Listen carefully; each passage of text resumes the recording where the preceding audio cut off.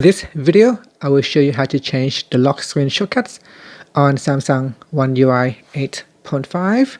First, let's return back to the home screen, then touch and hold on the lock screen or on the home screen, and then we tap on Wallpaper and Style at the bottom. Now in here, tap on the left panel, which is the lock screen panel. Then to change the shortcuts on the left hand side or the right hand side, we tap on it. Then from the list here, you can replace it with an action such as Torch, or you can replace it with another app such as Voice Recorder or WhatsApp, for example, or Spotify. And then tap on Done.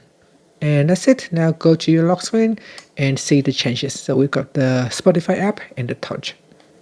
So here I can quickly launch my Torch directly from the lock screen. So it says on, Torch is on, I can touch on it to turn it off. And that's it. Thank you for watching this video.